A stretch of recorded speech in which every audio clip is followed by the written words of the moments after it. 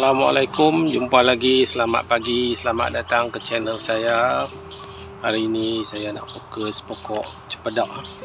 Ini pokok saya, pokok cempedak nangka ni. Pokok ni usianya dah sudah 14 tahun. Dah 13-14 tahun dah pokok ni. Saya selalu pangkas, dia tak tinggi sangat. Buah ni cecah tanah. Ni dah masak ni. Dah masak ni. Okey, ni dia punya tangkai dia ni, tangkai dia. Dia luruh, dah ranum sangat dah. Okey, jom kita tengok pokok buahnya macam mana. Banyak buah banyak. Dekat 60 biji ada. Okey, ini pokoknya. Pokok buah banyak. Ni saya pangkas, ada cahaya masuk lah. Sampai ke atas ni buah. Sampai ke atas. Banyak ni. Okey, ni pun ada lagi ni. Banyak dekat ni cecah tanah. Cecah tanah ada biji dah masak ni tadi yang ni masak ni. Masak ni. Ni dia tangkai dia ni. Okey, ni buah ni. Ni saya tongkat ni. Ni dah ambil makan sebiji ni. Dia ada 2 biji ni. Ni saya tongkat lah sebab dia berat, dia nak patah. Berat dengan buah. Okey, ni buah. Ni cempedak nangka. Tu dia punya, dia buahnya besar sikit. Seakan-akan nangka tapi dia taklah, dia kecil sikit pada nangka. Ni. Pemajaan sebulan sekali. Ni sebiji lagi masak ni. 2 biji masak. Ni pun luruh juga. Luruh juga ni tangkai ni. Tangkainya. Okey, buah.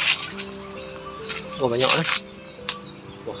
Ni kain ni saya buka lah sebab untuk buat video ni. Saya balut dengan kain-kain buruk. Buah besar ni. Kat sini. Kat atas. Dah ada lagi buah.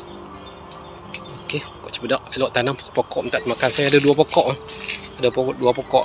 Tengok video saya, dalam video saya ada saya masukkan gambar video buah cempedak. Cempedak nangka. Satu pokok minta makan lah.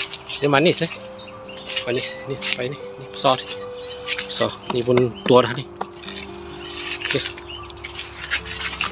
Ni pokok ni. Ini kebun saya ni. Kebun sebelah rumah ni pokoknya. Ya, pokok 15 tahun.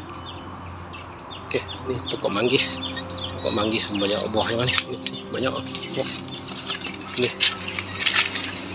Pokok manggis. Saya buat video masak nanti. Ni pokok rambutan banyak buah tu. Pokok mata kucing. Buah banyak tapi monyet makan. Okey. Cempedak. Buah banyak. Ni jenuh makan. Saya perlu balut nanti tak ada busuk. Kalau tak balut jadi busuknya ni. Dia kena balut ni kena buang. Buang satu, tinggal sebiji dia cepat besar. Okey, itu saja kongsian. Jumpa lagi. Assalamualaikum.